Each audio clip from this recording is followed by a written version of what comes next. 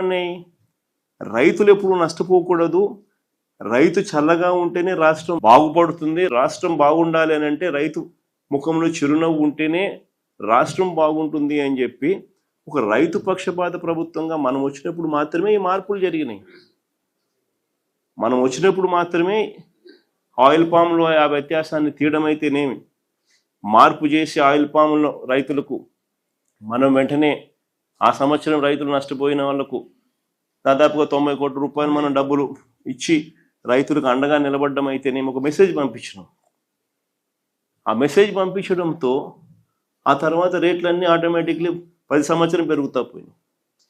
దాదాపుగా 3,000 కోట్ల రూపాయలు ప్రభుత్వం తరపు నుంచి మార్కెట్ ఇంటర్వెన్షన్ ఫండ్ తీసుకొచ్చి ఆ 5 సంవత్సరాలలో రైతుల తరపున 7,800 కోట్లు మనం ఖర్చు చేసినాం మార్కెట్లో కాంపిటీషన్ క్రియేట్ చేసేందుకు.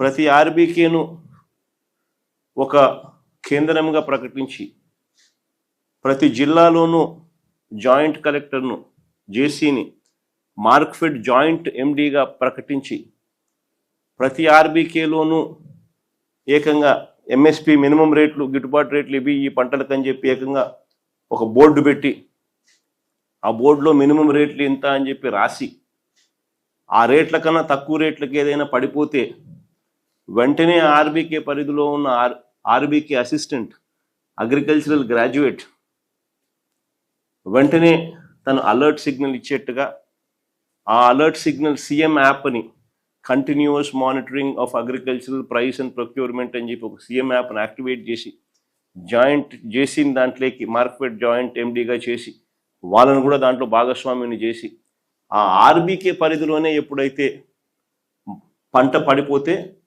ఆ ఆర్బీకే పరిధిలోకి జేసీ ఎంటర్ అయ్యి అక్కడనే కొనుగోలు చేసి రేటు కాంపిటీషన్ క్రియేట్ చేసే పరిస్థితి గతంలో చేసినాం. కాబట్టి ఆ చేసే ప్రక్రియలో ఏకంగా 7,800 కోట్లు మనం ఖర్చు చేసినాం. కాబట్టి ఏ పంటకు రైతు ఆ రోజు నష్టపోలా. గిట్టుబాటు ధర రాని పరిస్థితి అనేది ఏ రోజు ఒక ఇష్యూ కింద కూడా తయారు కాకమునిపే వెంటనే ప్రభుత్వం ఇంటర్వ్యూన్ అయ్యేది, వెంటనే రేట్లలో కాంపిటీషన్ వచ్చేది, వెంటనే రేట్లు పెరిగేటివి, వెంటనే గవర్నమెంట్ ఇంటర్వ్యూన్ అయ్యేది. గవర్నమెంట్ తోడుగా ఉందన్న భరోసా ఎప్పుడైతే మార్కెట్లోకి వెళ్ళిపోయిందో ఆటోమేటిక్లీ ప్రతి పంటకు రేట్లు వచ్చేటివి. ఈరోజు ఆ పరిస్థితి పూర్తిగా సన్నగిల్లిపోయింది. రైతులకు ఈ ప్రభుత్వం తోడుగా లేదు అన్న మెసేజ్ ఉంది. కాబట్టి దళారీల వ్యవస్థ ఈరోజు సిండికేట్గా మారి రైతన్నలందరినీ కూడా పూర్తిగా నష్టపరుస్తూ ఉన్న పరిస్థితి ఈరోజు రాష్ట్రంలో కనిపిస్తూ ఉంది. అయినా కానీ ఖచ్చితంగా మన పోరాటం అనేది ఖచ్చితంగా జరుగుతుంది. ప్రభుత్వాన్ని మేలుకొల్పే కార్యక్రమం ఖచ్చితంగా చేయగలిగింది.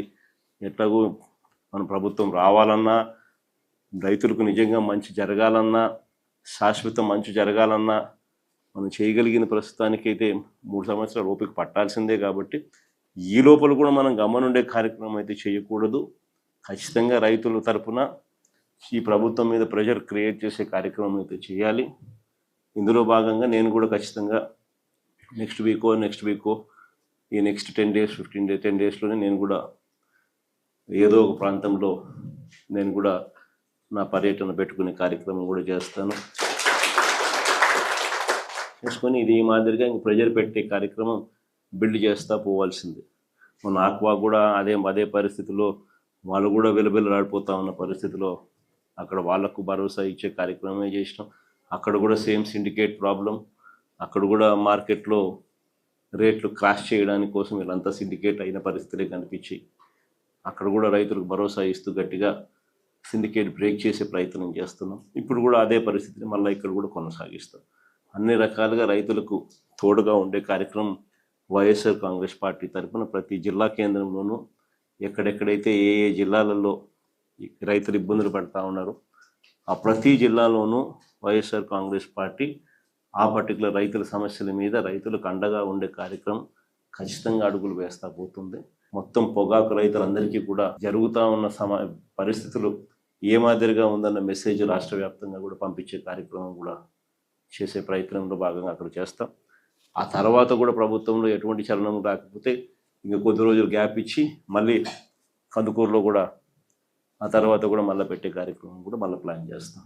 అంటే ఖచ్చితంగా ఈ ప్రభుత్వం నిద్ర నటిస్తా ఉన్న ప్రభుత్వం.